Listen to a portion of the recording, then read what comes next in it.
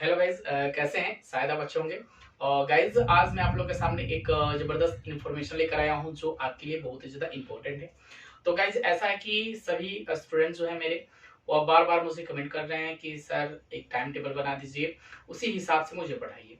तो मैं आप लोग के लिए एक टाइम टेबल लेकर आया हूँ और मेरे यूट्यूब पे कौन कौन से सब्जेक्ट पढ़ाए होंगे, किस किस दिन होंगे, मैं टोटल आज आप लोगों को बता देना चाहता हूँ। क्योंकि मैं आप लोग के लिए यूट्यूब पे लाइव क्लास लेकर आऊंगा और लाइव क्लास में ही आप लोगों में total math, physics, chemistry, bio और ज्योग्राफी और इंग्लिश, ठीक है, या सोशल, यानी कि ऑल सब्जेक्ट की तैयारी में कराऊंगा। अभी जस्ट अब स्टार्ट करने वाला हूं।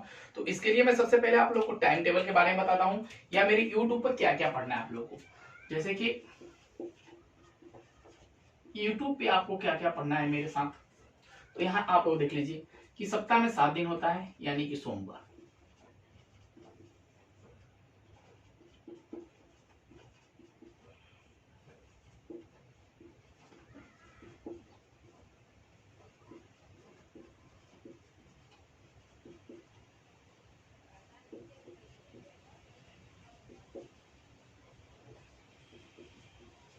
शुक्रवार, शनिवार और यहाँ पर हो गया आपका रविवार।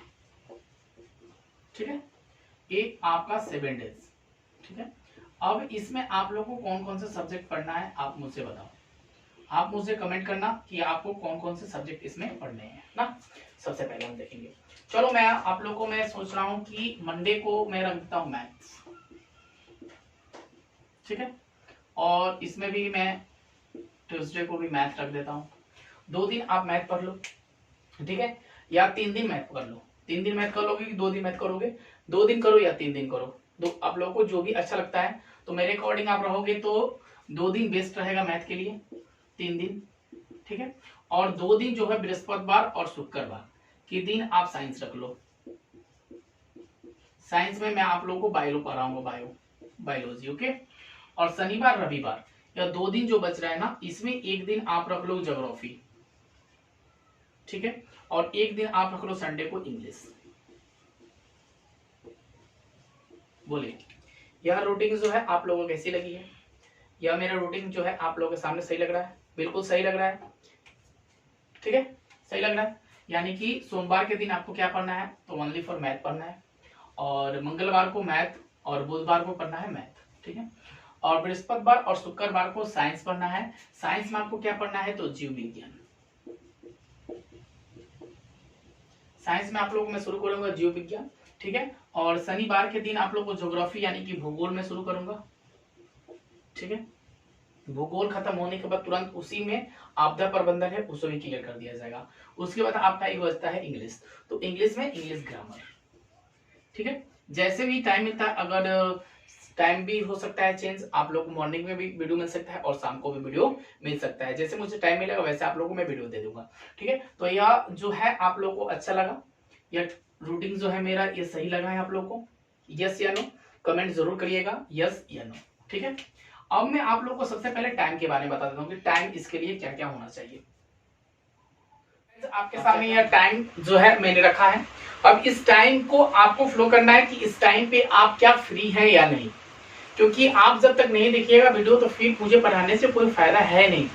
तो आपको देखना है ना, तो आप मुझे टाइम बताओ। ऐसे भी लॉकडाउन लगा हुआ है, ऑलरेडी आपका स्कूल भी बंद है, एक बचा आपका कोचिंग सेंटर। तो कोचिंग सेंटर आप कितने बजे जाते हो वहां पे मुझे क्लियर कर दोगे, और सबका टाइम मुझे चाहिए।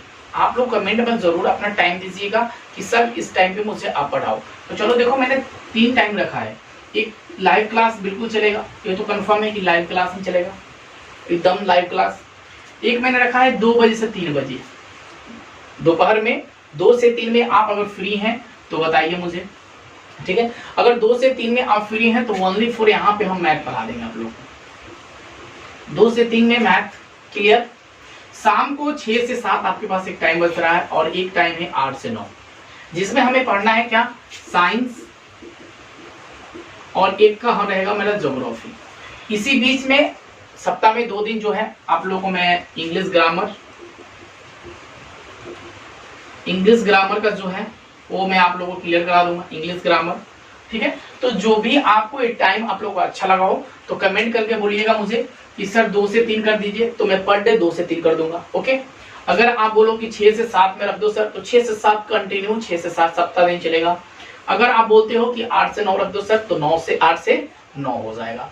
जैसे आप बोलोगे बिल्कुल वैसे ही क्लास चलेगी। तो मेरा यह टाइम टेबल हो गया। अब आप लोगों के लिए अब टाइम मैं देने वाला हूँ, ठीक है। हाँ तो गाइज आप लोग के लिए अब मैं टाइम टेबल के बारे में बता रहा हूँ कि स्टूडेंट के लिए टाइम टेबल यानी कि एक स्टूडेंट का सबसे जबरदस्त क्या होता है, तो उसका एक टाइम टेबल होना चाहिए। क्योंकि पढ़ने से पहले हमें एक चीज की रणनीति तैयार करनी होती है जिसे हम बोलते हैं टाइम टेबल। अगर रणनीति के माध्यम से अगर आप पढ़ते नहीं हो, अगर कोई उद्देश्य लेकर नहीं पढ़ते हो, तो पढ़ना आपका क्या है, व्यर्थ है। तो टाइम टेबल हमारे लिए लाइफ के लिए बहुत ही ज्यादा इंपॉर्टेंट है। क्योंकि टाइम टेबल अगर हम फ्लो करते हैं तो बोर्ड एग्जाम में आपको मैं बोल रहा हूं कि 99% जो है आपका रिजल्ट जो है रुकने वाला नहीं है। यानी कि 99% जो है आपका रिजल्ट तो रुकेगा ही नहीं, और प्लस में साथ में आप 99% जो है आप आराम से ला सकते हैं। तो टाइम टेबल के अनुसार अगर पढ़ते हैं तो बेस्ट है। तो टाइम टेबल मैं आपके लिए यहाँ तैयार किया हूँ। उस टाइम टेबल को हम देख लेते हैं एक बार कि बिल्कुल सिंपल टाइम टेबल है। अगर आप मॉर्निंग में आपके पास टाइम हो, तो यानी कि समझो कि आप 4 बजे मॉर्निंग में उठ जाते हो, तो 4 बजे 5 बजे 6 बजे तक, यानी कि 3 घंटा जो आपके पास समय बढ़ रहा है, इसमें आप याद करने का टाइम बना लो कि इससे आपको क्या करना है, इसमें सिर्फ याद करना है। जैसे कि सपोज मानिए कि फिजिक्स, आगे केमिस्ट्री, बायो, ये 3 सब्जेक्ट आप इसमें क्या करो, याद करो। फिजिक्स, केमिस्ट्री और बायो, यानी कि सुबह 4 बजे सुबह में उठ जाओ और आपको क्या क्या याद करना है, तो फिजिक्स, केमिस्ट्री और एक बायो, ये 3 सब्जेक्ट जो है आपको याद करना होगा, ठीक है। सिर्फ मॉर्निंग में। उसके बाद आफ्टरनून में यानी कि दोपहर में आप कितने बजे फ्री होते हो, यानी कि समझो कि आप 1 बजे फ्री हो जाते हो ना, चलो यानी कि मानो 12 बजे फ्री होते हो, 12 बजे से 3 बजे तक नॉन स्टॉप क्या करो, इसमें आपको क्या करना है, तो इसमें आपको लिखना है या आपको बनाना है। लिखना या बनाना, यानी कहने का मतलब लिखना और बनाना में क्या फर्क है, तो यानी कि इसमें आपको सिर्फ ओनली फॉर क्या पढ़ना है, तो मैथ पढ़ना है। क्लियर? आपने 2 चीज देख लिया। मॉर्निंग में सुबह में आपको उठना है 4 बजे, 5 बजे, 6 बजे, यानी 3 घंटा समय मिल रहा है। तो 4 बजे से 5 बजे तक हमें क्या पढ़ना है, तो फिजिक्स याद कर लेना है। 5 से 6 के बीच में हमें क्या करना है, केमिस्ट्री याद कर लेना है। और यह दोनों के बीच का समय जो मिला 2 घंटा, 4 2 6 2 घंटा। 2 घंटा में आप एक सब्जेक्ट को, 2 सब्जेक्ट को या 3 सब्जेक्ट को, अगर तीनों सब्जेक्ट को कवर करना चाहते हैं तो तीनों सब्जेक्ट को कवर कर सकते हो। या आप चाहते हो कि सिर्फ मुझे एक ही दिन में फिजिक्स याद करना है, तो आप एक दिन में फिजिक्स याद कर लो। सेकेंड चीज, आपको मन कर रहा है कि केमिस्ट्री में याद कर लूं, तो केमिस्ट्री आप याद कर लो, बिल्कुल स्वतंत्र हो। या आप चाहो कि बायो याद करना है, तो आप बायो याद कर लो। एक एक दिन आप क्या करो, टाइम बना लो, ठीक है। लेकिन मैथ के दिन जो होगा आपका टाइम बिल्कुल फिक्स है कि पर डे, एवरी डे जो है आपको क्या करना है, तो एवरी डे आपको प्रत्येक दिन जो है आपको मैथ सॉल्व करना है। अब मैं इसका ट्रिक बता रहा हूं कि कैसे आप मैथ को सॉल्व कर सकते हो। तो चलो, जैसे कि मंडे के दिन आपने क्या किया है कि 1.1 से लेकर 1.5 तक टोटल बना लिया है, ठीक है। उसके बाद ट्यूसडे को चलेंगे, उससे आगे बढ़ेंगे, थर्सडे, फ्राइडे, सैटरडे चलेंगे।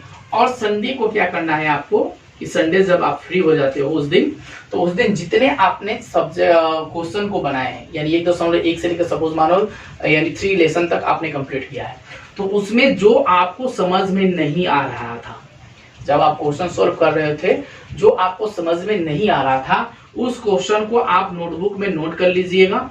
और संडे के दिन उस क्वेश्चन को ज्यादा से ज्यादा कोशिश करिएगा, उस क्वेश्चन को फोकस करिएगा, और उस क्वेश्चन को बनाने के लिए आपको क्या करना, थोड़ा सा मेहनत तो करना ही होगा, उस क्वेश्चन को सॉल्व करिएगा, तभी आपका संडे क्लियर हो जाएगा। या आप 1.1 से लेके और 4 घंटा बैठ जाओ, 3 अध्याय तक खत्म कर दो, ये भी एक बेस्ट ट्रिक है आपके लिए, ठीक है। अब चलो, इवनिंग में आपको क्या क्या करना है। इवनिंग में आपके पास अगर टाइम हो तो इसमें भी आपको रखना है याद करने का। यहाँ याद करने के लिए क्या रख सकते हो, जैसे सपोज मानो हिंदी रख लो, सोशल साइंस रख लो, ठीक है, यहाँ रख सकते हो। और नाइट में भी आपको याद ही करना है। अब आपके पास जो जो सब्जेक्ट की पढ़ाई होती है उसको आप याद करने में मॉर्निंग में समय दे दीजिए, इवनिंग में समय दे दीजिए और नाइट में समय दे दीजिए। अगर इतना आप काम करते हैं तो 100% मैं बोल रहा हूं कि एक बोर्ड एग्जाम में आपका जो रिजल्ट हो वो 99% जो है वो आएगा और आप पास भी हो जाइएगा 99%। तो यह मेरी इन्फॉर्मेशन आप लोग को अच्छी लगी हो और तो प्लीज इस वीडियो को ज्यादा अपने दोस्तों में शेयर करिएगा। धन्यवाद।